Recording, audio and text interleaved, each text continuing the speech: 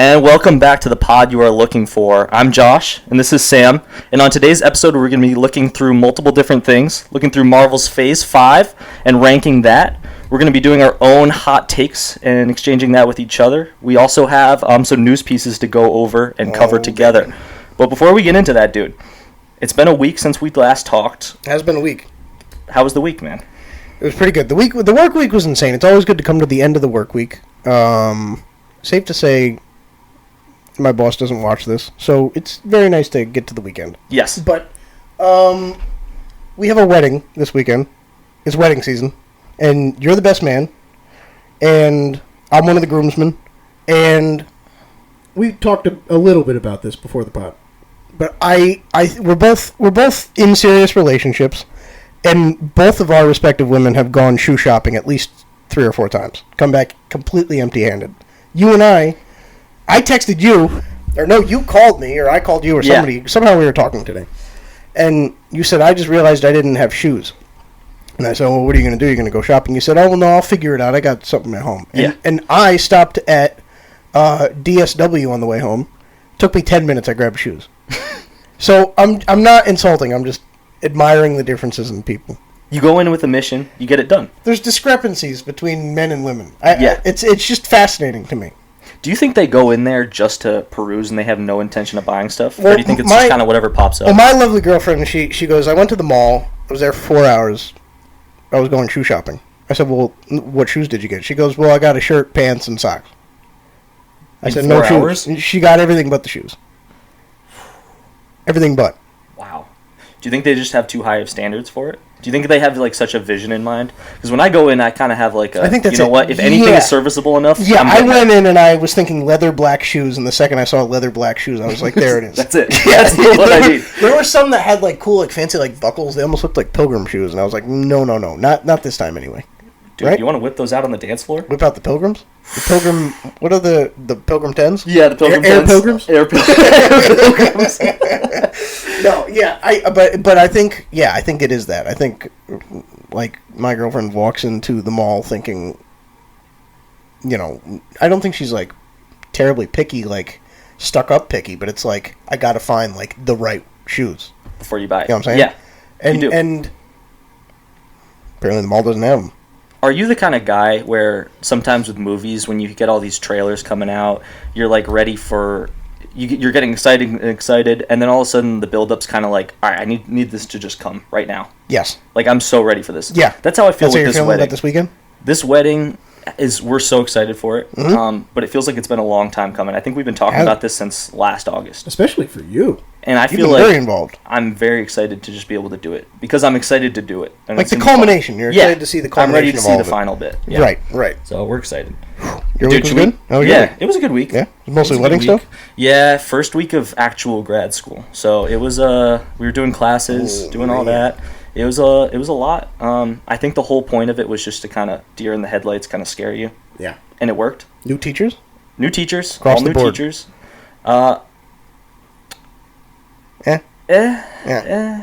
It's serviceable. It gets through. We got through the first week, so that's all that matters. We're on to the weekend. And when are you done? Weekend. Summer of 27? Yeah, 28. I still got 3 years. Yeah, so just in time for Secret Wars and Doomsday will finally be coming out. Maybe it'll be delayed for the 16th time. The trailer for Doomsday will have just dropped. Should we go ahead and get in? I ready for some down. galactic transmissions? I'm ready for this, dude. All right. So a lot of stuff did come out this week, very recently. But before we do get into those little smaller things, I think we owe it to ourselves and the people to talk about Battlefront 3. There is an elephant in the room. There is an elephant. A Battlefront 3-sized elephant in the room. Let's dig into it. So this has been, I don't know if you've been getting this, my whole page has just been nothing but, even videos that are anything separate of that, it's been Battlefront 3. And I'm fine with comment. I love it. Where are you at with this? Well, it's kind of like, I'm a 49ers fan, so it's kind of like saying when they were in the Super Bowl 2 years of, out of the last like 5, it's kind of like going around to people saying, oh no, I've had this jersey since I was 14. You know what I'm saying? Like, I guess hopefully people believe you. This has been like a staple of like my later teen years, my early 20s. I've just been playing this video game, Battlefront 2, for years and years and years. And I was there when it came out. I remember the day it dropped. I was raking one of my neighbor's yards just for the money to go then to Target and get it. Like, this was an event. It was an event, and I had taken off from school. Somehow I got to, like, skip school that day. It was, like, a big deal. And this is, like, it came out in, like, 2017, so this is, like, the height of, like, when the sequels still had hype around them, like, legitimate hype. And, so I've loved this game. And I've been playing it with you and with my other buddy in lobbies that have like 4 other people, and we sit there for 10 minutes and wait for the lobbies to fill up, and it's just so crazy now that you hit Galactic Assault or Starfighter Assault or whatever, and immediately you're just loading into a game. It feels surreal. The numbers are crazy on these. Yeah, you see, it's like hitting like all-time numbers. Even like Ewok Hunt is like loaded up with people. It's like crazy. Yeah, it's so much fun. It takes me back to like that early like 2019 time, doing that. Mm-hmm. Man, is there part of you though that's looking at this, and as much as I hope that Battlefront 3 happens, and I'm starting to grow more and more by the day, I'm starting to think it's going to happen. I mean, it's just instant moneymaker, but part of me is looking at it and going, by the time they get started on this, we're going to be waiting, 3 years? Does part of you almost wish that they would just do updates to Battlefront 2? Yes, I always thought it should have been like a Rainbow Six Siege like live service. Like, I can't think of a single person who plays that game for fun. It's all professional gamers or whatever. These people you see at these like conventions or whatever, that's like the audience for that game. But that game came out in 2015 or something, and it's still getting updates regularly. It just got like Dead by Daylight skins added to it, so you can like play as Huntress in the game. It's crazy. But I think Battlefront would have benefited so much from that. Or if EA, again, good luck finding a company that does this, but like even if EA had like had the humility to be like to open up their servers to like the modding community and to be like, we'll, the best content wins, and we'll basically like we'll put Coruscant in, and we'll put, I don't know, there's some people that have just made the Battle of Coruscant and Starfighter Assault. It's and like, they'll just do the work for you. Mm-hmm, I don't get Windows in the game. It's nuts. So I would have loved to have seen that. But yeah, what are your thoughts? I mean, it gives me a lot of joy and excitement to feel like I love the mechanics and animation of everything that involves like Fallen Order and Jedi Survivor, and I love Battlefront 2 as well. And to think about them kind of mixing and then having that like really updated, fresh game from like today's graphics and everything. Oh my word, dude. All the maps they could add, the characters they still need to add. What would you want? What would be your like top 3 asks if you were to get BF3? Oh, I know we mentioned maps the other day. I think I definitely want to see Umbara. Umbara. Just a full-on Clone Wars thing. Yeah, that I love Utapau. Coruscant's needed. Mm-hmm. That has to happen. Yeah. And I need Ahsoka in that game. Dude, she was almost... Did you hear about how she was almost in... She was almost in, right? Dude, she's in the server. She's in the code. And the ISB agent was supposed to, like... It was supposed to be her. Like, originally, like, it was Ahsoka and Ventress were, like, the Clone Wars drop. And then they scrapped it and repurposed their movement into the ISB. So if you look at the ISB agent, it's literally Asajj Ventress's face. But just, like, in an ISB outfit. And it's her movement. They like gave her like the staff or whatever I think she has or something. She like whips out the staff and starts hitting people. It's like it's literally like Ventress's like dual wielding movement, but with like, it's so stupid. Do these developers, do they just decide, you know what, we're just gonna let no one have joy. We're not gonna make any money. I swear sometimes. Make the game and put these things in that we want. Right. You're gonna instant money farm. I don't get it. And people dog on like Fortnite. People are like, "Oh, Fortnite's ruined gaming." Well, to be fair, if you feel it's ruined gaming, you can make that argument because it's a free game. It makes it so that people who like make these $70 games, like, oh, it brings down the profits for those and like de-incentivizes companies to make these like big AAA games or whatever. But objectively speaking, Fortnite is like Epic Games listens to the fans. Totally. I can count maybe on 18 hands the amount of times that fans have said we want this person in the game, and all of a sudden the skin's just there. So like they're listening, and you see the company reaping the rewards of that. Fortnite is far and away the most successful game right now. and has been since it came out, and I think it's because of that, you know? And how easy would it be for Battlefront 3 to do where you can just buy, like they give you the regular thing. They need to make it that you can access everyone right away. Of course. That's awful. It killed Battlefront 2. Right. Do that, and then just do it where you can buy like side skins for it. Yeah, absolutely. Like different customizable options. Mm-hmm. I see no reason not to. Any skins pop into mind? What would you want? Can I just say I'm shocked a battle damaged Vader is not in BF2. Like that even BF2 I'm shocked that's not. Like, how does Darth Vader have one skin? I don't know. What would you want if you had a skin? Do you got one or no? There's a couple interesting ones. There's like a originally Boba Fett, like in early concept art, his armor was like all white. Oh. I would love like a concept Boba where it's like an all white skin. That would be so cool. And I would have loved to have seen like Ben Kenobi, like an older Obi-Wan Kenobi. I would have loved to have seen like Attack of the Clones Anakin. Even like Luke with like the Cloud City outfit, because we didn't get that, right? No. Or like Luke in an X-Wing pilot outfit, like in the original Battlefront 2. Like, there's so many things they could have done and just didn't. Which, it's still it's a loaded game, but they could have done so much. The moral of the story is keep spamming it. It's going to work. 100%. It's going to work. It's getting millions of views. Keep playing it, too, because Yes. I think that's ultimately what drives up the attention from EA. I think the people running these accounts, obviously all the social media is monitored by the company, but the accounts are being run by 19-year-old interns. So, like, you're not going to change the intern's mind. The intern probably wants it just as bad as you guys do, but, like, absolutely keep playing it, because the server's shutting down on Saturday.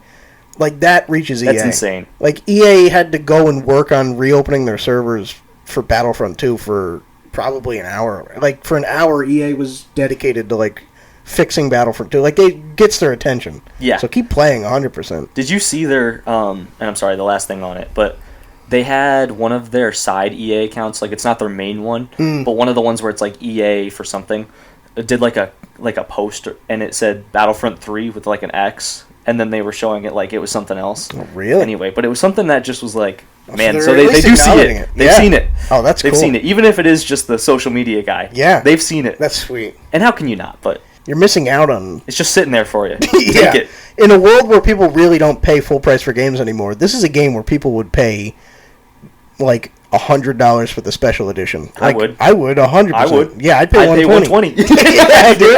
Yeah. Exactly. Man. All right. We do have a couple things Marvel related. Yep. That I did want to touch on.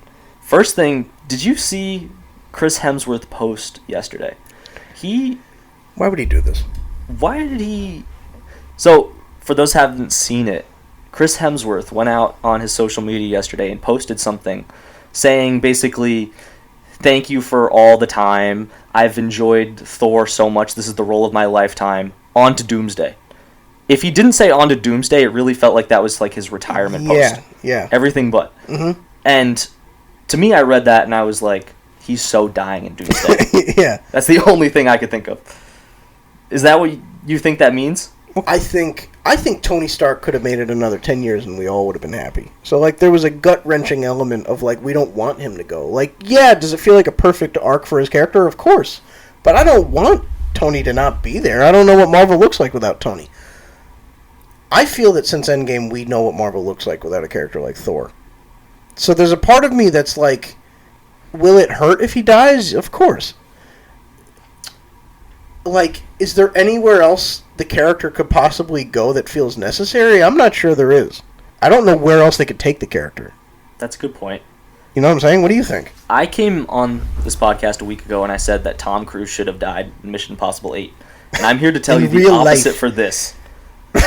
I think Thor is the one character that I feel like should not die like really? that. Ever? I would almost rather see him like have his good send-off where then he just takes the throne in Asgard. Oh, interesting. Like a thing like that. And I would love it to be like that he becomes like a cameo guy that like future going forward, like all of a sudden, and it works fine because of age, because even though he is getting older, right, it could work fine. Right. Imagine it's like Thor gets up there in the comics. Yeah, randomly like we get like a recreation of the Infinity War scene. Like randomly like the movie's just going on. Thor just comes from the sky. Like he's always the clutch backup. Yeah. How cool could that be? Yeah. And My theory is, maybe I'm reaching on this. I might be reaching totally. And it probably was just a funny bit for the movie.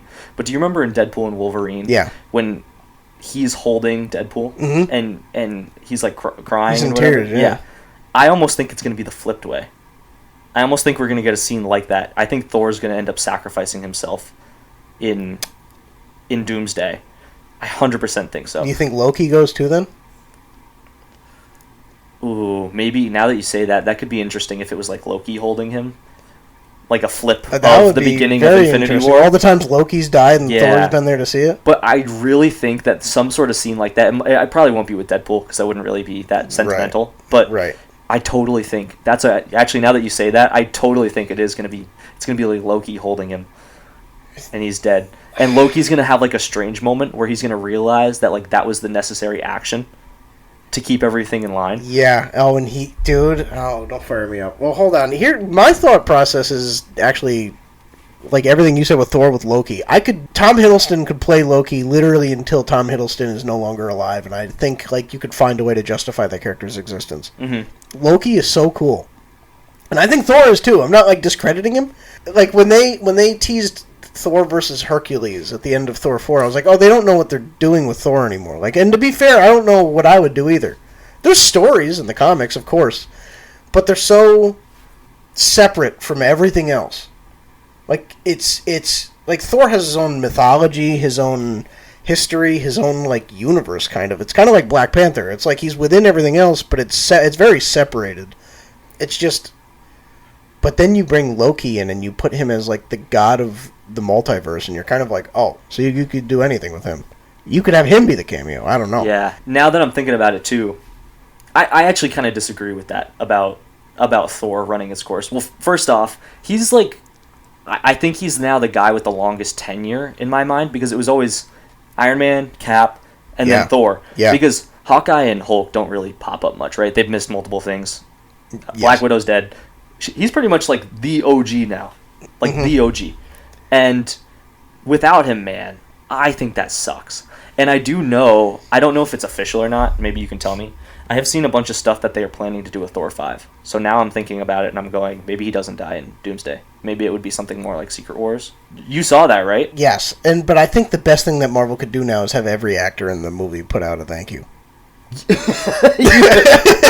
like that. Have everybody put out a thank you. It's been so long. It's been nice. Yeah, I need Mark Ruffalo to go next, dude. And then I need like Jeremy Renner to come back and tease it. And everyone. That's how they announced the cast. It's been so nice, but they would only pay me half. Can you believe? Can you imagine that's how they announced the cast? And so people are just like people are on manhunt to find these actors on social media. Where it's like cool. Andrew Garfield just pops in and he's just like playing Spider-Man for XYZ years has been the and then there's a lot of things they can do. Yeah, anything. I think that's needed. You've sold me now. You've sold me. Oh baby. All right, what else? We got? What else? Or what was the original question you asked? I was just bringing up Chris Hemsworth teasing death. So what do you think? If you had to yes or no, is he dying in the next two films? By the end of Secret Wars, is he still around? I don't know if I see him making it through, but my first thought, is it crazy that my first thought was less like what happens to Thor and more like where are these Marvel people? Like where is the personnel for Marvel? What do you mean? Like first day of filming, like you're getting drone shots of the set. Like, and then you hear this report about this guy hops the fence and puts on like an outfit like he's a worker there, and he's just taking pictures of the cast. And he's, like, reporting. There's, like, full-on, like, reports, like, 20-minute breakdowns of what this guy, like, went in and saw. He was there all afternoon. And then he just left. He didn't get apprehended. He didn't get found out. Nobody knows who it was. The guy just left. Imagine walking into a Target, taking iPhones, and just walking out. But you wore red, so nobody follows you. It's just like, that's kind of just what just happened. And then Thor is posting on social media, thank you for letting me play for Thor and letting me into your lives for... What are we doing? Where are these people? Where are when Avengers Infinity War and Endgame were shot, like, it was so locked down. You hear about, like, Samuel L. Jackson, as trusted as he is, he got his script with his lines, and that was it. So all he had was the context of say this line and make this face. This is a sad scene, so say this line sad. That's all they knew. They shot that funeral scene for Tony, and they were all separate, and they CGI'd everybody together. That's crazy. Not even the actors knew what was happening. That's crazy. And nobody knew what happened in this movie. Doomsday, the movie's not out for 2 years, and we already know Thor's dead. What's going on? I'm starting to think that, I'll say, he might not die, but he's going to be done with Marvel by the end of Secret Wars, is my thought. I think he has to be, which I think he does stinks. too. It's always a bummer when, like, the actor becomes too big to come back. Mm-hmm. You know what I mean? Yeah. Like, to get your break from Marvel, it's like tough. Like, Harrison Ford gets his break from Star Wars, if you don't want to count American Graffiti before that.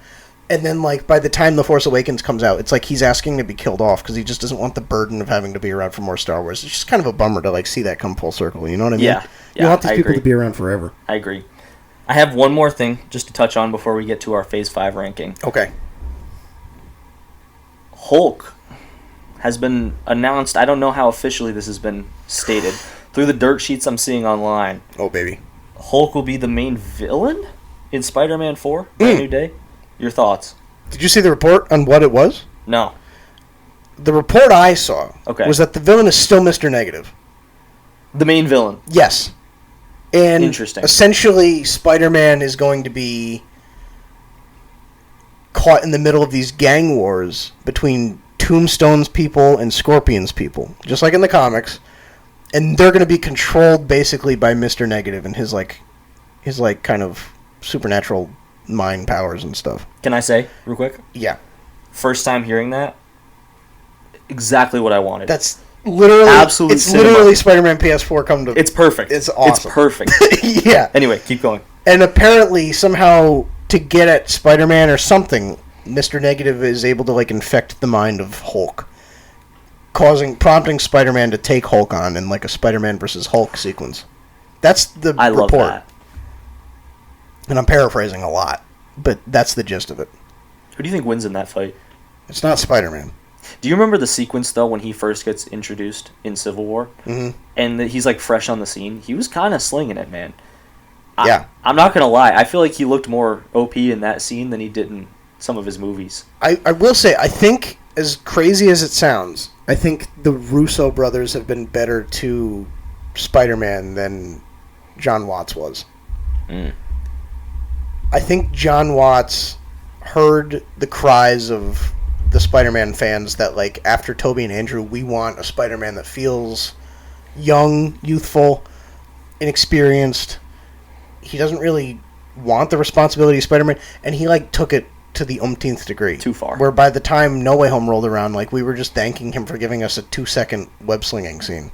You get, like, these little teases of how the Russo brothers, like, understand Peter's emotional core, and I just, like, I want to explore that. I want to explore his, like, his desire to be the hero, because up until now we've just gotten, it's almost like Peter wants, unless it comes to, like, fill in Iron Man shoes, it's anything but. I'd rather do anything but. I'd rather go to the party, I'd rather go travel, I'd rather, I don't know. Yeah, take away all that responsibility. That's my rant. Okay. Yeah, I like that. Do you want to get into Phase 5? I think it's time we do this. You want to Lead the way here. For Phase 5, Marvel had 6 movies come out. We're going to do a quick ranking of them all. This is just the movies. I'm going to read off the movies in the order they came out.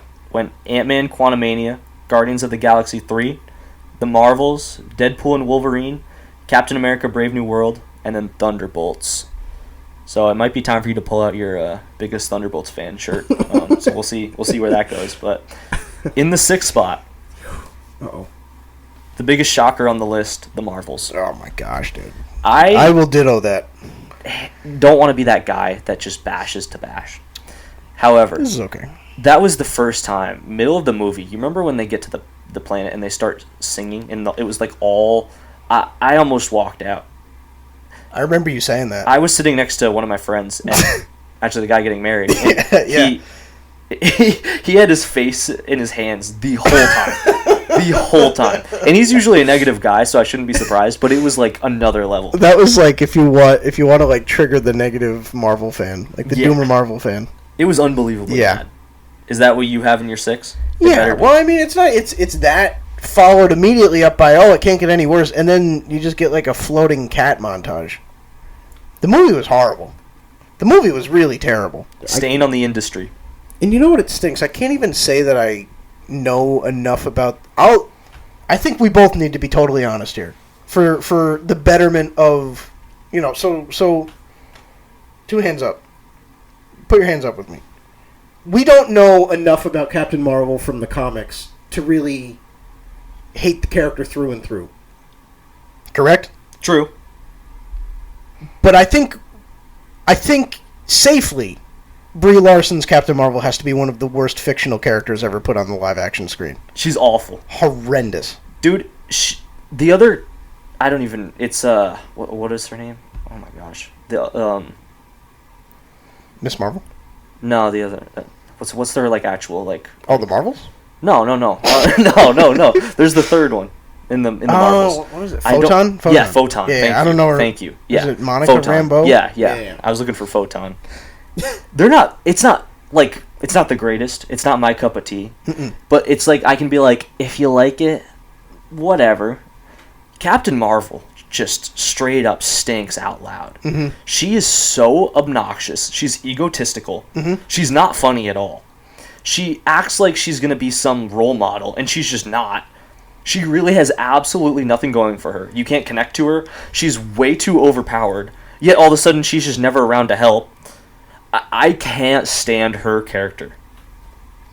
Can I just say, I think also factoring into this is how Brie Larson has conducted herself off camera.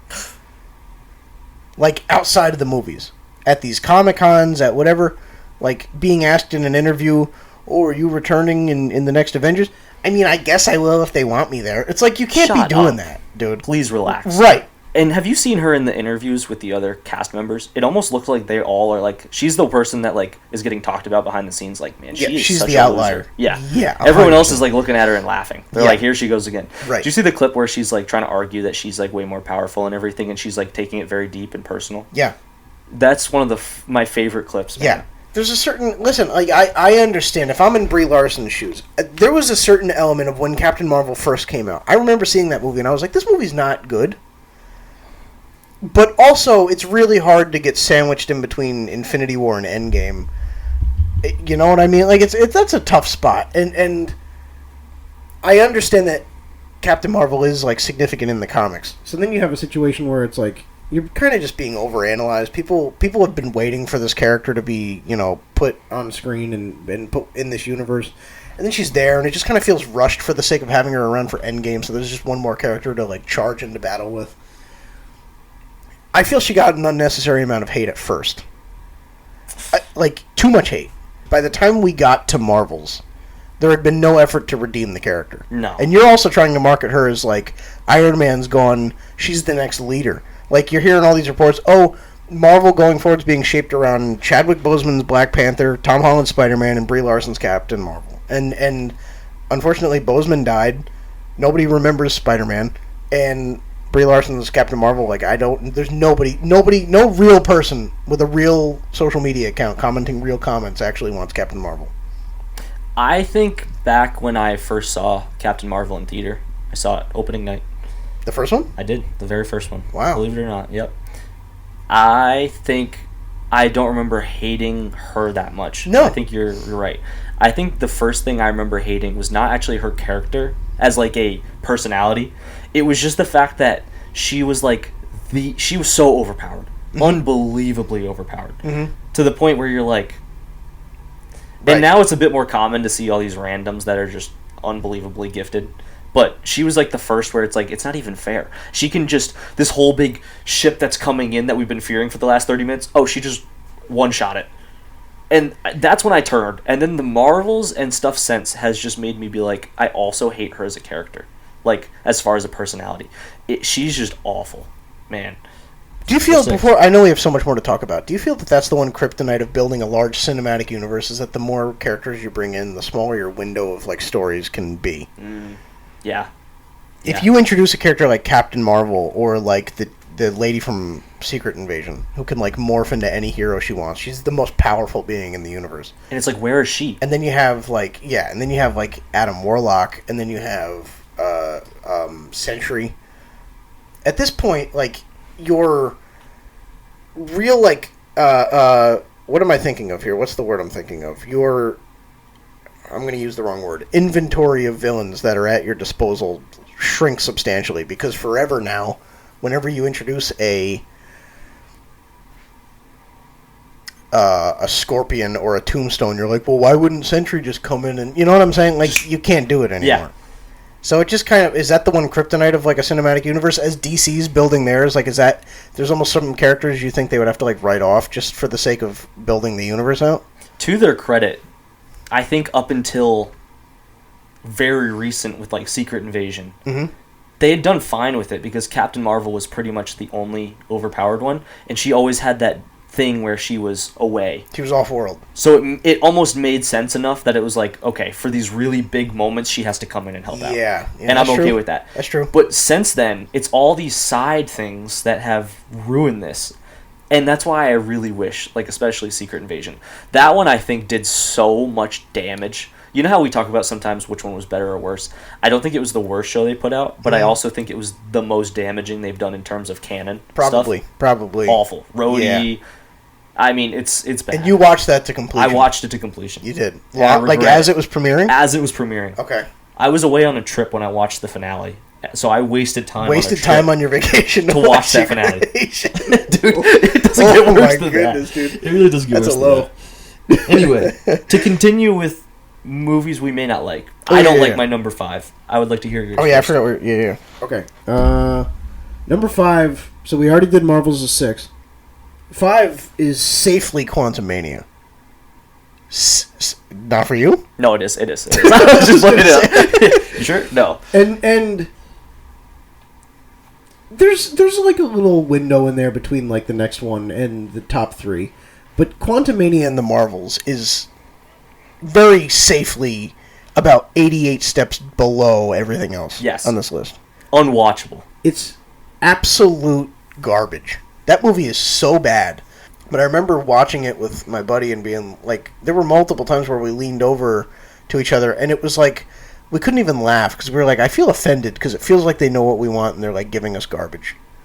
And I think at the time the movie hurt more because of Kang Dynasty being the next Avengers movie, and you thought, oh, this is the lead-in. And now that this movie has kind of been made irrelevant, it's almost like it takes a lot of the pain off of it, and now you just look at it and you're like, all right, the movie sucks, it is what it is. At the time, it was, like, appalling, because you were like, oh gosh, like, are we about to have, like, a really horrible Avengers movie, too? I remember thinking going into the movie, so if this is Kang, and we've seen how cool he is in Loki at this point. He's awesome. Awesome. I'm like, Ant-Man might be dead in this movie. I'm thinking he's probably dying, and the way they're promoting Cassie here, they're gonna do some sort of swap. And I'm a big guy on. I love the idea of a villain looking really overpowered, even winning sometimes at the end. I love that. Yeah. Because it never happens. Right. And it's really cool. And just for him to get carried off by ants. He got mosh-pitted by ants. That's not even exaggeration. It's not. It's exactly what happened. When you just... Like, sometimes you have to look at a movie, and you just have to say it softly and just out loud exactly what just happened. The main villain just got carried off because he couldn't beat little ants. I also... Yeah. I don't know if this is a hot take to you. It might be. I have never been a big Ant-Man or Paul Rudd guy. Really? Nope. Even Paul Rudd? Even Paul Rudd. No kidding. Why? You just think he's like kind of a caricature of himself? Yeah. I think his whole... You know how Ryan Reynolds has his bit too, where it's like he's this always... This is going to be your clip, by the way. Yes. Yeah. You know how Ryan Reynolds always has that same shtick? And for me, it works. I love him more than the next guy. Okay. Paul Rudd, to me, his whole shtick is just insufferable. I can't deal with it. He's always so... And maybe, too, I mean, I don't know if you've seen Friends at all. When he comes in that show, I think he's one of the worst characters in all Friends. Anyway, not that applies, but it's just further toward that Paul Rudd hate. Okay. I think Cassie's awful. All of the characters in that, I just can't deal with. Like, that whole universe, there's not a single ounce of care for me. And I don't know why, but Ant-Man just doesn't do it for me. His powers have never really been cool. He should. I thought the first movie was okay. Yeah. But the second one, with the Ant-Man and the Wasp, was not it. golly, dude. I mean, yeah, it's just bad movie altogether. And like you said at the time, I mean, when you're trying to promote Kang as the next big bad, I was unbelievable. It was unbelievable. It really can't was. be Ant-Man. It really was. It can't be Ant-Man. For number 4 on my list, I have, and I feel pretty safe about this, but I will say there's a gap. I have the 3 movies at the top that are significantly the top. Mm-hmm. I have one in the middle ground, and then I have the 2 just awful. Captain America Brave New World does a lot of things well. Mm-hmm. It's a fun movie. I thought the best thing it does in the whole movie is make Sam Wilson feel a little more relatable than he did before and give him some credibility. I like the whole idea that they played into the fact that he's not Steve Rogers the whole time. And I like the fact that the answer wasn't, oh, look, he's so much better than Steve Rogers. It was, no, he's actually weaker. But look at the heart he's got. Look at how he's going to take it. You know, he's going to rely on all these other things to be able to get the job done. He's going to form the Avengers because he can't do it alone. I love the way that they took that direction. I think Harrison Ford was a little underutilized. I think they could have done a lot more. I think Red Hulk, cool fight scene for a little bit. Could have done more at the end. I don't love the idea of kind of talking down. Like, I didn't love the ending. I didn't think it was bad at all. I had heard coming into the movie, because I had seen it the day after, that it was very, like, people were kind of torn on it. So I had a lot better, you know, when you come in high and it, like, disappoints only, I felt like it could have only gone better. But I remember, too, you know when they're fighting out by the giant celestial hand, too? Mm-hmm. I really liked that scene. It was great. The whole scene. The action in that was very good. Anyway, so I think biggest positive, just Sam Wilson being better. I'd agree with, I'd echo everything you said, and my take on Cap 4 is, I think the next generation of Marvel fans will hold that movie in much higher regard than a lot of us do. You think? I think so.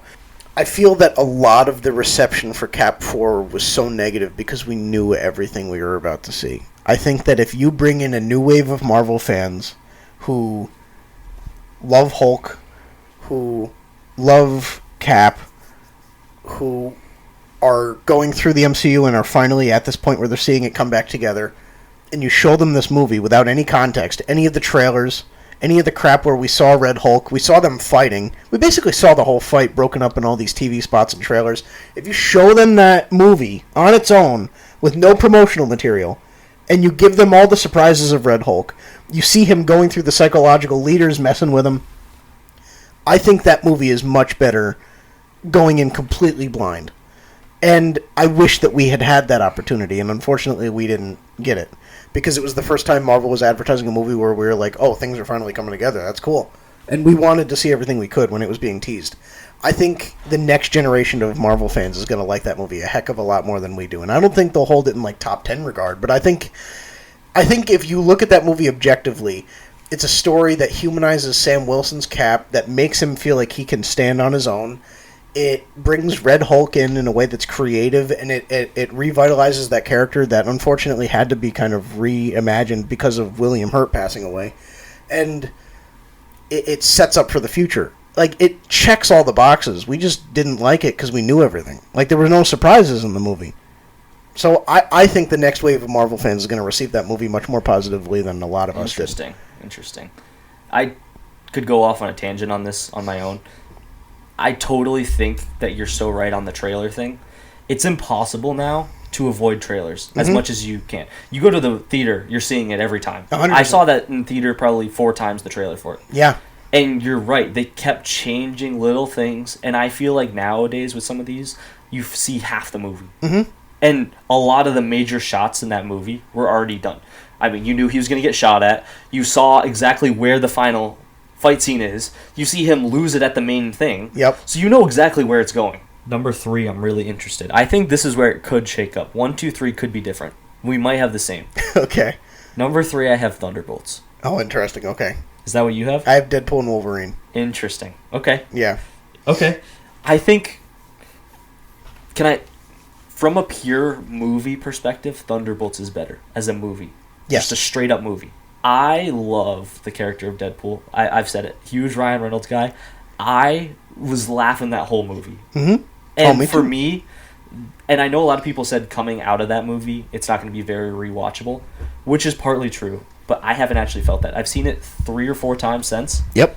And I still laugh just as hard as the previous time. I think it's really good. It's really funny. The story's a mess. Absolute mess. So, again, that's kind of where it is. Thunderbolts is technically better. But for me, the rewatchability and just the enjoyment and the laughter from it, I think is just a little bit better. They're really neck and neck, though. I have them both at like a 9 out of 10. Yeah. I think even on the first watch through, I saw what you're saying about the plot, where it feels like it feels like they took every idea they had in the storyboarding room and they threw it at the script and just didn't take anything out. It feels like everything they thought to do in that movie they did. And I think I'd hate that a lot more if I felt like that wasn't what they intended to do in the first place. Like, it feels like that's what they wanted to do. So whether you like it or not, like, and by you I mean anybody, it feels like the movie was made to be like, we just got Hugh Jackman to sign on in an MCU movie. Let's throw every idea at the wall. Let's get Henry Cavill in. Let's get Chris Evans as Human Torch in. And they just threw everything at the wall and just rolled with it. When you piece it together, they do almost nothing in the movie, yet it feels like they do so much. yeah, right. And it's like a long movie. It kind of drags at certain points, which is a problem. But I love it. Yeah. I really do love it. It's solid. Is that flipped for you? I have, because in my 2 I have Deadpool and Wolverine, which I just went into. They're just so different. Like, they could not be more polar opposite of one another. They couldn't. Again, I've said this to you. I think I even said it on last week's episode. Thunderbolts is good because nobody expected Thunderbolts to be good. And like a week before, everybody was like, "Oh!" It blew every expectation out of the water. And I think Deadpool and Wolverine like has all of like the finger pointing moments, the audience cheers, and it's got like Hugh Jackman, it's got Henry Cavill, it's got Chris Evans, it's got all of like the remaining, it's got like all of like the F tier X-Men characters. Like, you're like, is that Pyro? And the guy's like in his 50s now and he like looks nothing like the character, but you're like, holy crap, I think that's Pyro. The fun part about Deadpool and Wolverine is almost like you're going into it expecting nothing plot wise, and you're like just trying to pick apart all the Easter eggs and everything. And there's so much to be said about a movie that can, deliver on fan service like that. But the Thunderbolts has like little to no fan service. It just takes characters that you don't give any ounce of a rip about, throws them into a plot that like is shockingly deep and emotional and like relatable, and you leave and you're like, holy crap, like not only do I know where this universe is going, but I'm excited about it. Like Cap 4, you're like, oh, okay, I see the direction. Like I get it. Okay.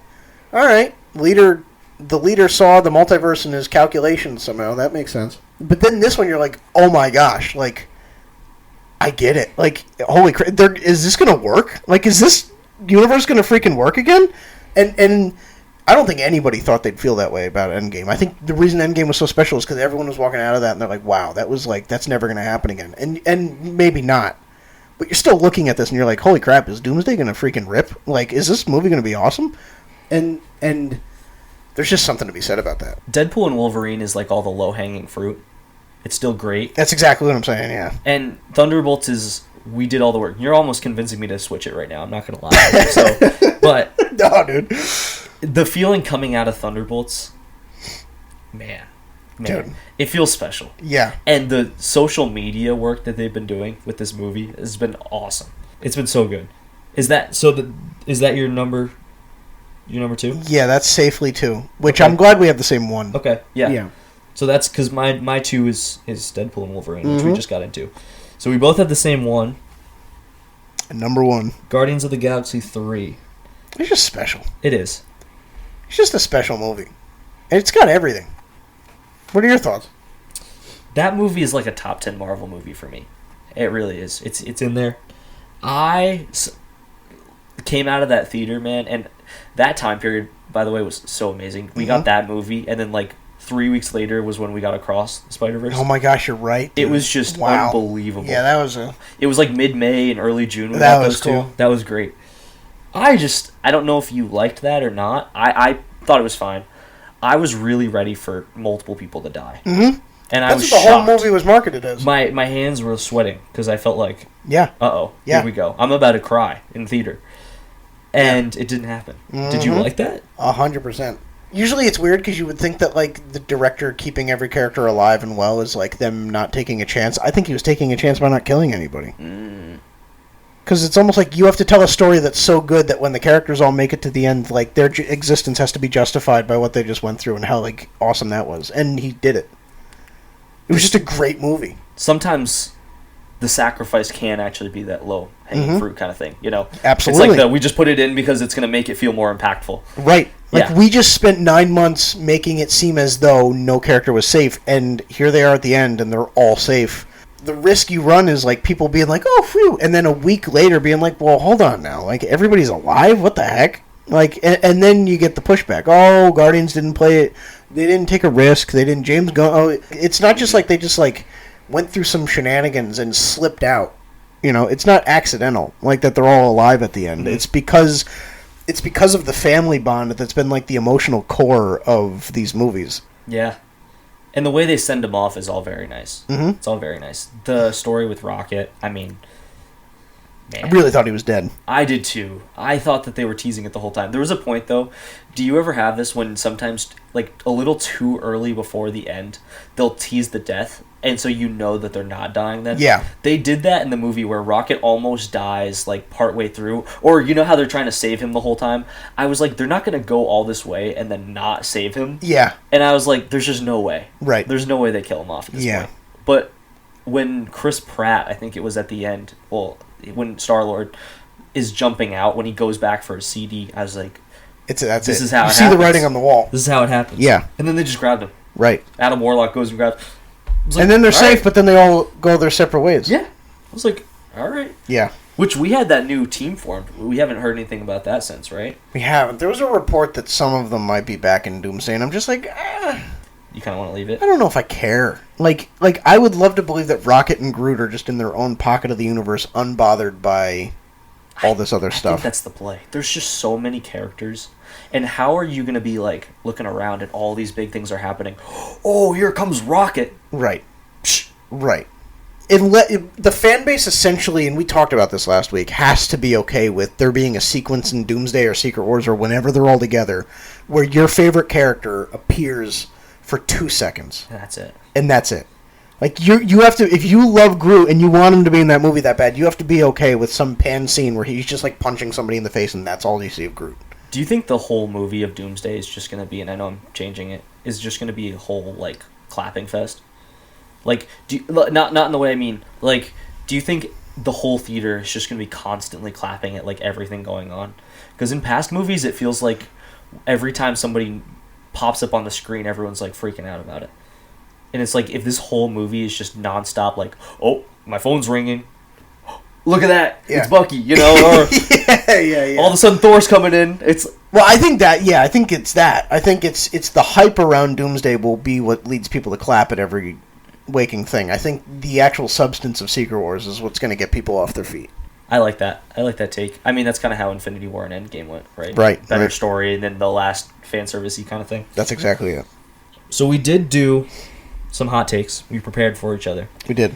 I almost want to hear 4. you give me one. Actually, so yeah. Do you want to start us off with one? And I'm I gonna. say you start. We me. have not. Okay, I'll start off. We have not talked to each other about these at all. No. Instant reaction.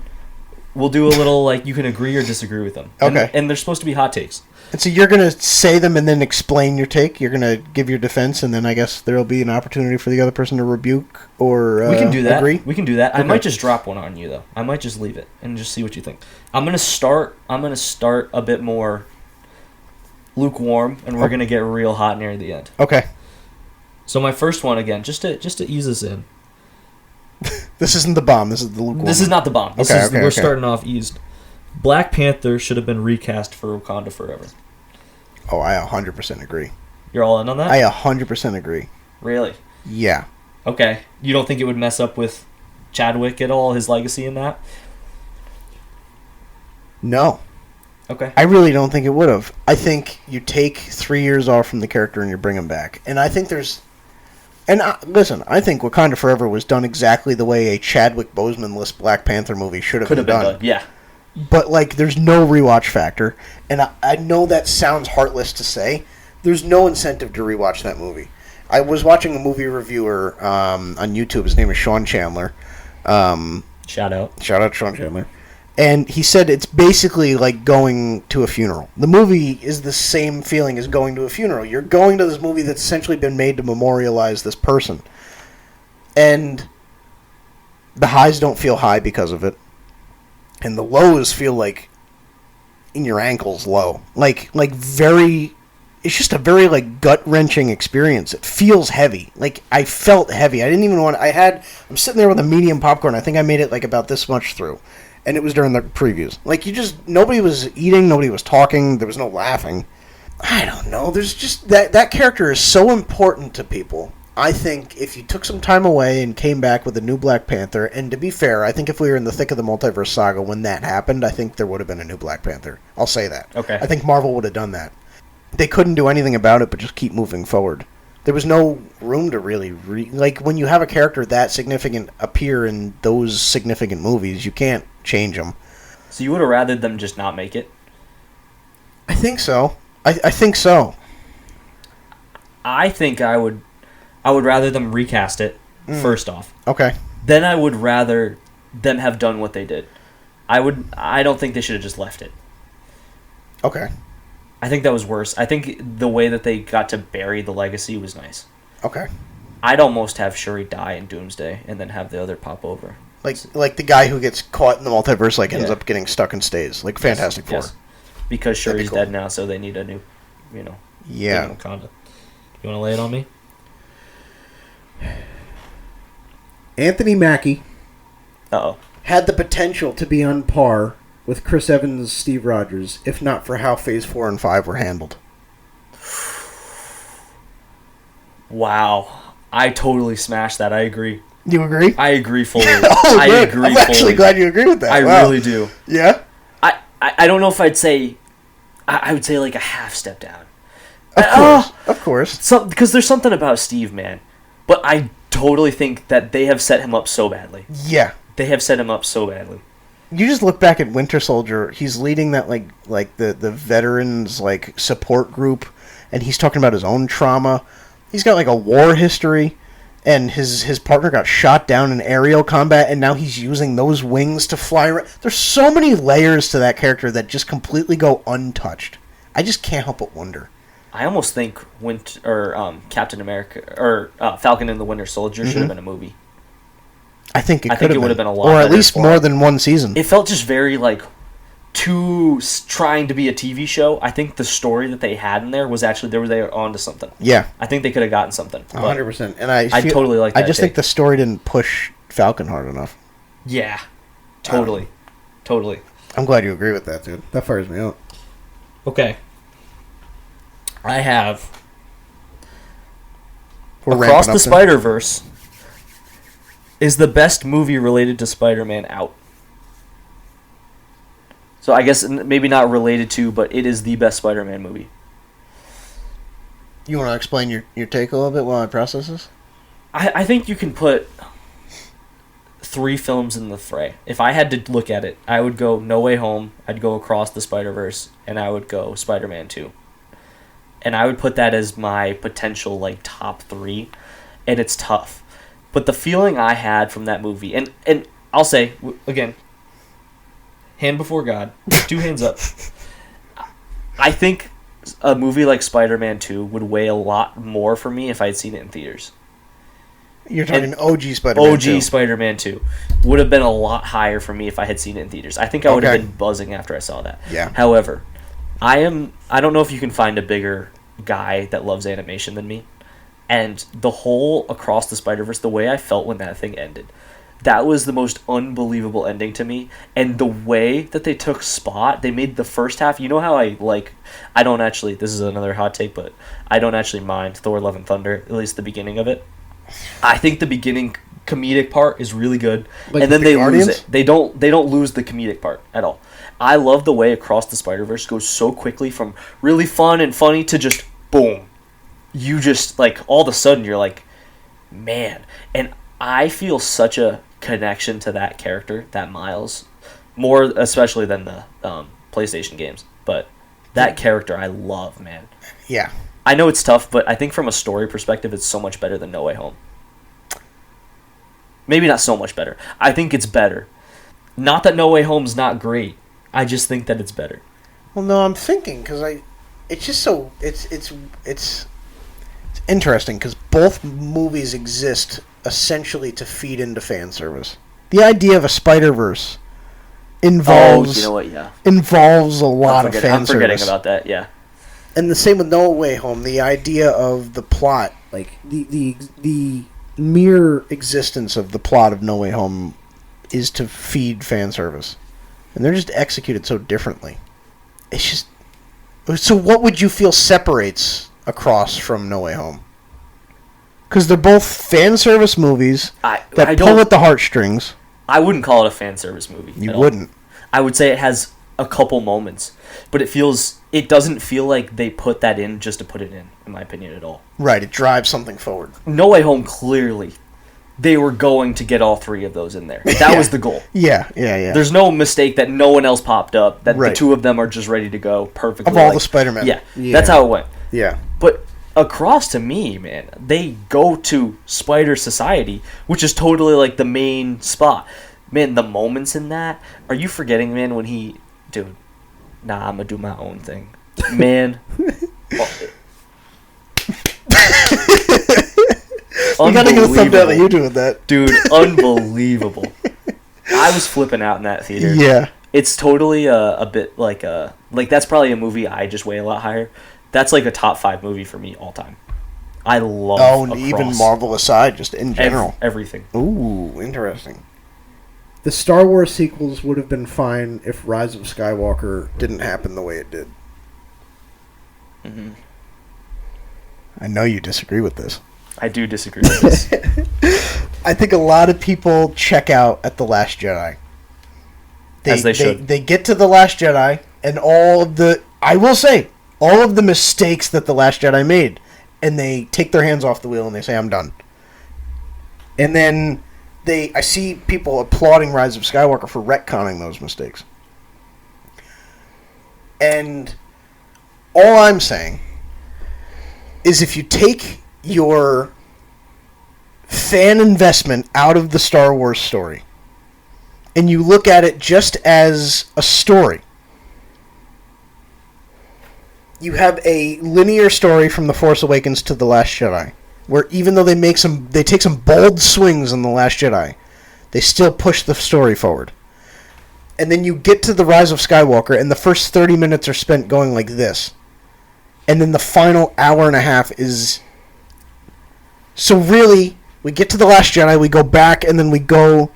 And you're kind of like, I just wonder how much more could have been there if we just got to the end of The Last Jedi and went... Does that make sense? In really simple terms. I just think if you double down on the stupid mistakes you make in The Last Jedi, who knows where that story goes? Who knows? Who knows if there is something you do with the Force Ghosts where they can come back? Who knows? I don't know. Again, it sounds stupid because it didn't happen. What we got instead was Palpatine and Rey Palpatine, and then Rey Skywalker, and then we're defeated. Oh, but there's more of us, Poe. There's more of us, and then you get the stupid freaking epic Star Wars theme. And everyone's like, oh, and you're like, what? That doesn't even make any sense. Can I say? Make any sense. You like that scene, don't you? That is the only good part of those two movies, in my opinion. There are more about us. If you take away, it's not good. No, dude, it's not a good scene. Take away everything that you know about those movies and just put that scene on. It feels very Endgame reminiscent. That's the problem. Is it's Endgame rep, dude. The final 25 minutes of that movie are Poe is alone in the sky, Cap is alone in the Avengers compound. He's like, it's we're screwed. And then Cap, you read me? Cap, on your left. Oh, but there's more of us, Poe, there's more of us. And it's the same. And then he turns around, Poe rises up, portal opens, the ships are there. How are the ships there? Yeah. How are the ships there? Forget that. No, not forgetting that. 20 minutes before, they're sitting on their base, and they're like, we called everybody. Nobody answered. And then Lando's like, I'll be right back. And 88-year-old Lando, who's been in exile since Return of the Jedi for some reason, wearing some monk robe on a desert planet, just managed to get in contact with every ship that's ever existed ever, and he's just there. It makes no sense. And then you have Rey saying, "I am all the Jedi," just like Iron Man said, "I am Iron Man." They were trying to go. I think that scene's really good, man. No. Well, can I? In a vacuum, dude. You take that. You're telling me. You can get yourself a whole, like, crazy updated graphics scene where it's just a big, massive space battle. That's going to always be cool to me. As a thing. It is cool as a thing. Not the story at all, or how it got there. But do you realize the problem with getting to that point in the Skywalker saga? Like, the end of the end. No, I do. I think that movie's the worst thing ever. Like, we're so far into the end of this saga that if they ever put another movie out that's labeled Episode X, whatever, like, that story is going to have to be so good. Like, in other words, this is our last shot. And we're dropping the pants and we're taking this big of a dump on this thing. Like, that's what I'm saying a little bit. Yeah. Let me throw a little something at you. Unplanned. My next is a great segue. That I think Ahsoka should have been the protagonist of the sequels trilogy. I think it was set up right there for her. And she's the most Skywalker thing left at this point. That could have been. You think if Dave Filoni had creative control in the way that he does now, that would have happened? 100%. Huh. You're not a big Dave Filoni guy, are you? No, I am. I don't know if I trust him with live action, but I trust him with everything animated. Okay. Everything animated. Okay. Except for Bad Batch.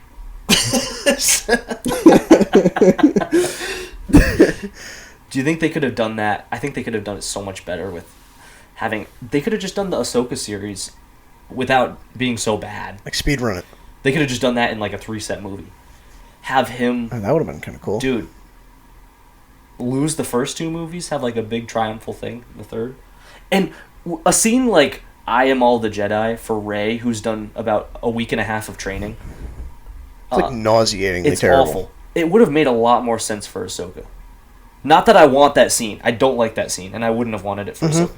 But it could have made a lot more sense. I mean, she was training under the, under Anakin Skywalker. I mean, she survives Order 66. She's got a lot. Yeah. She's got that experience. She's done so much. I think she would have been perfect for it. If you're going to do another trilogy. And they had the story right there. It's not like we have some sort of like, what could they do with it? That would have been crazy to see Ahsoka and like a living Luke side by side. Yeah. That'd been really cool. It'd been really cool. So, because then you wouldn't even necessarily have to do it after, like, 30 years later. You could have just picked up, like, 5 years, like in the Mando timeline. Yeah. Like 5 years. Could have done that. Gosh, I would have loved that. And then you could have imagine Thrawn. You could have had Thrawn be the main guy. You could have had some sort of tie. Maybe you still want to have Snoke in there. You could have even had something like Kylo. Yeah. Still. You could have integrated a lot of these together. Like Mara Jade from huge. Legends. Yeah. Like, imagine it's Kylo in the first movie as the big bad, but, like, Thrawn overshadowing him. As you progressively go, it's more like Darth Vader, Emperor kind of situation versus Luke with Ahsoka. And then, like, all these other side things kind of come in through the way. Oh, man. I would have loved that. That's the hardest thing, is, like, you talk about all this, like, We speculate about Marvel, and it's like stuff that still could happen, and they just haven't touched it. Like, you can't speculate about Star Wars because it's, like, set in stone. It's done. It's done, yeah. And they're never going to do, like, a World Between Worlds multiverse thing, because then that would just ruin everything. It would. I don't know. It's a one set, yeah. Right. Yeah. It's not like Universe. Right, you got one more? Because you said you just made up that one on the spot, which was good. But you have one more? I got one, yes. Or the TV show Invincible is a better project than anything Disney has released since 2019. Wow. Disney. Is that including Marvel and Star Wars and everything? Yes. It's not including, because I was just gassing it up, it's not including Across the Spider-Verse. Okay, well, that's fine, yeah, because that's Sony. Yeah. What, even like No Way Home? Yeah. It's not even on Disney Plus. I checked before I wrote that. Oh, No Way Home's not? It's not on Disney Plus. So I'm not counting, which those would be the two. Oh, so those two would be exceptions to that. Putting that as Sony. I would put those two above it. But that is Sony. For the stake, at least of the hot take. So, What's your justification? again, animation, man. I think the highs of that series are so good. I also think from like a just episode to episode, the filler episodes work for me a lot. I don't mind the whole. I liked a lot of the characters. I think from just an episode to episode, it's just fun. It's a lot of fun. It's not an exhaustive watch at all. A lot happens. I mean, they will fly through stuff like nothing else, but I don't feel like they wasted that moment. Like, I don't feel like they didn't. Like, they left it all on the table, but they also do it really quick and fast paced. I think there's a lot of little things that you can kind of gripe throughout, but it's one of those shows to me where you kind of just got to sit back and enjoy it. I mean, season 1 is iconic to me. I think the whole progression with Very good. is so good. Season 3 is like a different kind of progression, but it is.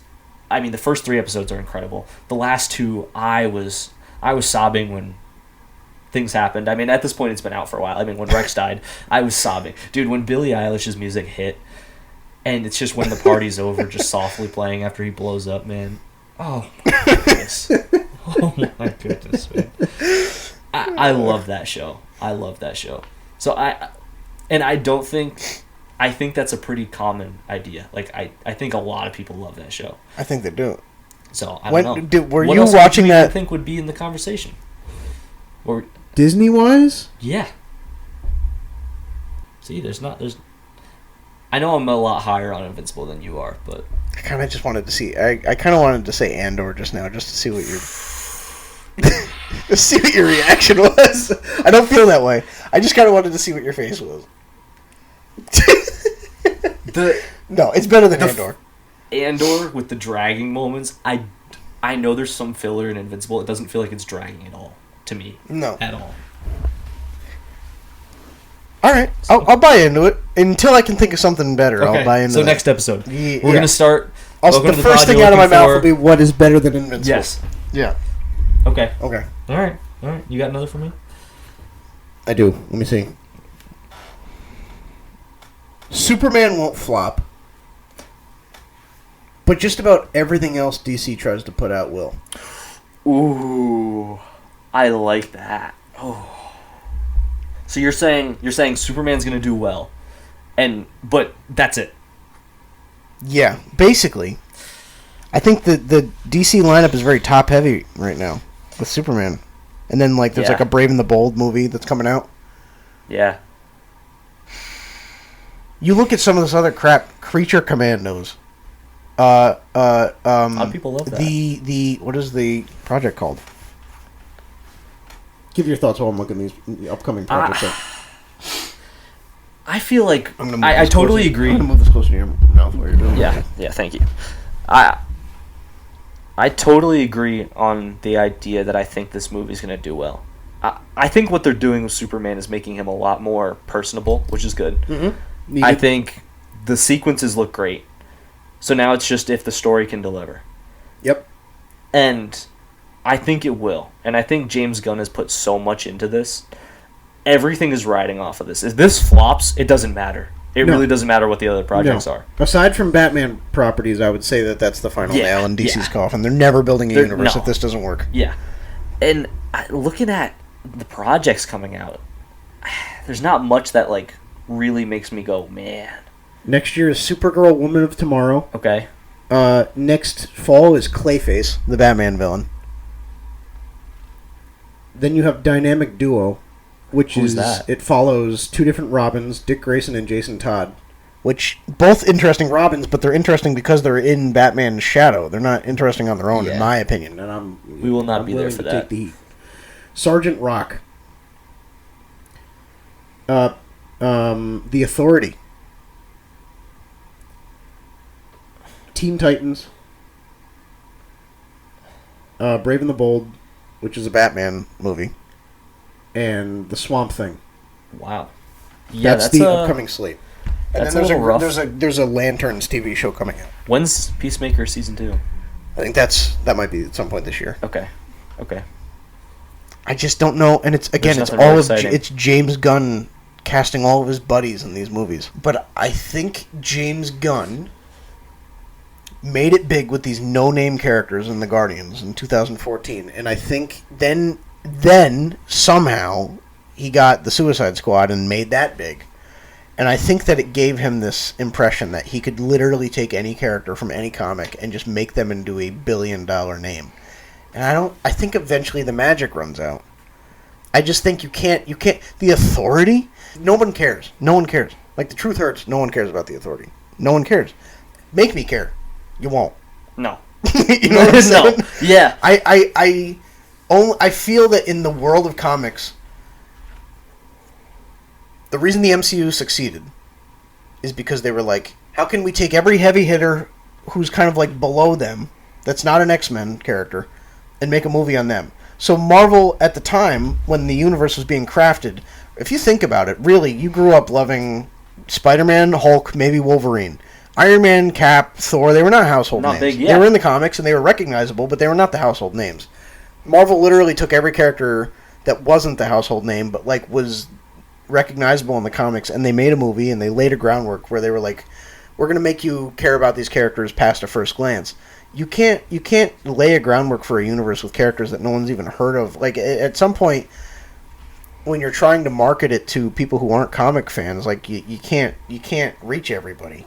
I just feel that the DC is setting itself up to struggle a little bit, and I think they will find their footing. I just wonder if people will give them the patience to figure it out, because it's not going to happen right away. It's like if Marvel started everything out and they did Cap 1, Mm-hmm. and then they do like Eyes of Wakanda. That's and then exactly they do, what it like, is. Yeah, they do like, I don't even know, Falcon and Winter Soldier. Maybe that's even a little too much credit. Yeah. And Secret Invasion, and then they're like, oh, okay, Right. You excited? Right. Cap was great. Yeah. And look what's coming. I will say, regardless of that, though, Superman has to be like 8.5 out of 10 plus for And me. I think it will be. It has to be. Otherwise, if it's just a 7 kind of movie, I know that's like a very specific thing. But if it's kind of just it was okay, I'm really out, man. Yeah. I'm really out. Yeah. It needs to really hit. And I it's think like it will. It feels like his baby. This is what he's been working on. I have one final thing that I'd like to say. Okay. And then I think we can call it. I think There's so. one last hot take for the people. And this is one that I do already know where this is going to go, but I just wanted to see how this would go. Okay. Dune 1 sucks. Oh gosh, dude. That's a really. You can't say that. Oh, and then we'll wrap up. The greatest movie of the last 20 years stinks. Wow. Wow. Okay, what's your justification? I almost want to hear you defend it. I think I watched the movie. And Part one, you're saying. for context, I never was a big Dune guy. Didn't know anything, and I watched this movie later, so I did not see this in theaters. Okay. I watched Dune 1, and I had been told that this is unbelievable. Like, this is the new Star Wars. This is the next thing. The next thing. And I see this movie 3 hours long. Okay, all right, let's do it. I was confused. I was bored to tears. Yeah. And I'm sitting there for hours, and I'm like looking down at my watch, and I'm like, are we gonna get somewhere? And just nothing. It felt like the only thing, like, from a visual perspective, the movie's fantastic. It's really cool. Absolutely. It's really cool. And that's about all good I can say. That's it. So it's mainly the pacing. The pacing pulls you out of it. And also that nothing happens. What happens? And the What fact that happens? it's mostly set up for part 2 doesn't justify it for you? No. You still feel like more should because have happened? If I lay it out 3 hours, okay, they prepare. You get a little bit of character, work. They arrive. There's like just showing them arriving. All this montage. Oh, he comes in. It kind of sets up the idea where you're like, okay, I see where they're going with it. You get some interesting scenes in between, and then it feels like drag. Oh, and then finally something, they take over, but you don't even really see much of it. Right. You don't really see much at all. Yeah. They dip, and then he's in the desert, and 3 hours later, that was your movie. It just really didn't buy me in. And I came into it, honest to God, wanting to love it. Yeah. I really did, because everyone around me has been praising it. And maybe I'm missing something, but it's just, that's why the hot take is Dune 1 sucks. Imagine with me for a moment bear with me. I'm Okay. trying to piece this analogy Yeah, together. piece it. Take A New Hope. Perfect, well-rounded story. You can't compare the two. Perfect, well-rounded story where you start, you end with the Death Star being blown up and them celebrating. It's a perfect, well-rounded story with an arc for every character. Everything that starts in the beginning is brought to completion by the end. Imagine you cut it right as they land on the Death Star. Like, to rescue Leia. So you have the desert, you have them going into the cantina, and then you have them meeting Han, and suddenly it's picking up, that's no moon, and they land, and then it cuts off. The final half of the movie is them rescuing Leia, Obi-Wan and Vader duel, Obi-Wan dies, they go back, the plans for the Death Star, and then they blow up the thing in the celebration, and it's just non-stop. Imagine they split there. Now, if you're sitting in the theater for that first movie, you're thinking, that does drag a little bit. Really? We just spent an hour in the desert only for them to, like, meet Han Solo, and then they land on that, like, what happened? But also, say you go and then see the second part, you're like, oh, well, okay, I get it now. Like, I see the whole story, and I wouldn't have wanted them to rush any of the stuff that I saw in the second half into this first half. Like, I'm glad I got it in two different parts. Do I wish I didn't have to sit through all that dragging in the desert? Yeah. But, like, I get it now. That's what this is. Dune is a story of a reluctant individual accepting his destiny. The first entire part of Dune is Paul Atreides being plucked from the only world he's ever known and placed in this remote desert that's hostile, that his whole family is there. They've been brought there to die. They haven't been brought there by some good fortune. They haven't been brought there because it's their birthright.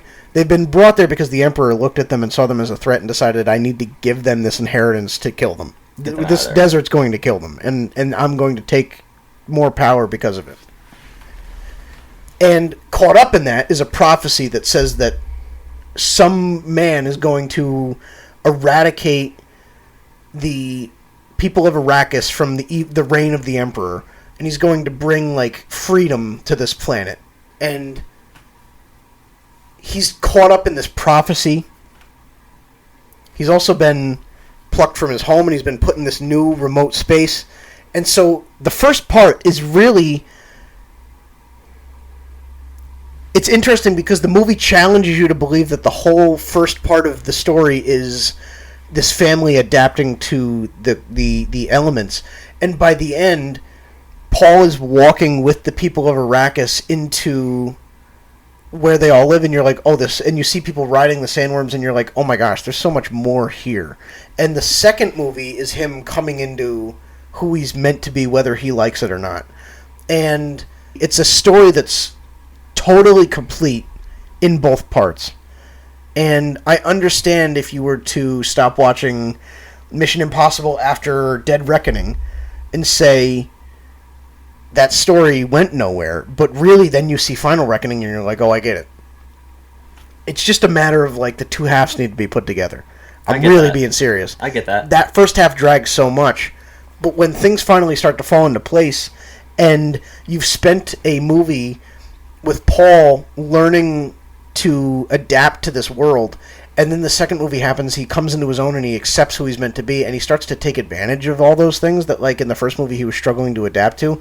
You start to see him, like, take advantage of the people, of the environment, and you see his family start to recognize... Now his family in the second movie, they know they've been placed there to die, so what are they going to do about it? And it's a revenge story.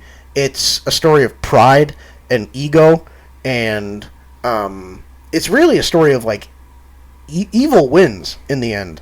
And like you were talking about, it doesn't happen a lot in movies. They do it in this movie. The movie ends with evil winning, and it's totally presented as good triumphing over evil. And the way it challenges you intellectually is so interesting to me. Because you're led to believe that these characters that you've been rooting for, like, them coming out on top is a good thing, and it's not. And there's really no resolution for that. And it's just an interesting take on a traditional formula. Evil wins. And you're expected to cheer, and you know you shouldn't. And that's Dune. That was good. I feel like I need to stand up and applaud. That was really good. Can I back up to a little bit of your analogy to Star Wars? Mm-hmm. The problem I have with the movie, I guess, is not more so what you said, because what you did say is something that I need to change, because that's right. I do get that a lot, and I do get where it is good there. But people are giving this a 5 out of 5 as a movie. Like, a lot of people, you included. I think I have a 4.5 out of 5. I think at one point it was 4.5? Is it Okay. 5? If it's 5, I believe you if it's 5. I don't know. But I know a lot of people. A lot of people I'm friends with are up there. They're high on it. I just don't know. But then at the other side of my mouth, here's where I'm being challenged, is I was just standing here saying Cross is one of my favorite movies, and that's a part 1. Mm-hmm. So. But it's different. It's different. Our Cross is so much more fast-paced. Like, okay. I understand you can't compare it to that. Like, I'll defend you there. Okay.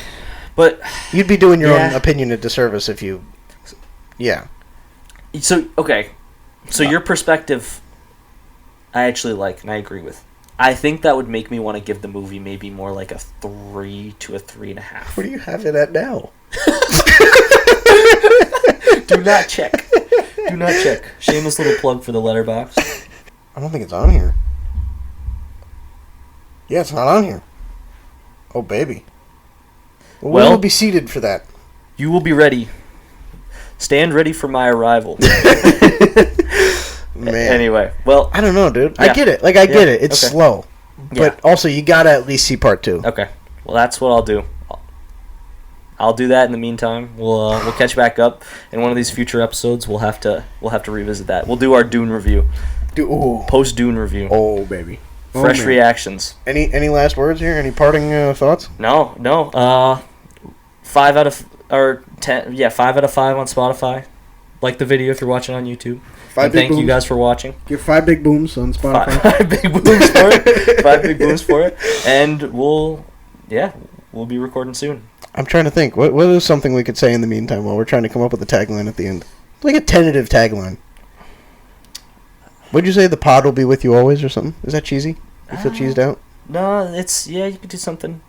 It's like something inspirational. Like, just remember, go pod. Every galaxy has a million stories in it. Thank you, ChatGPT.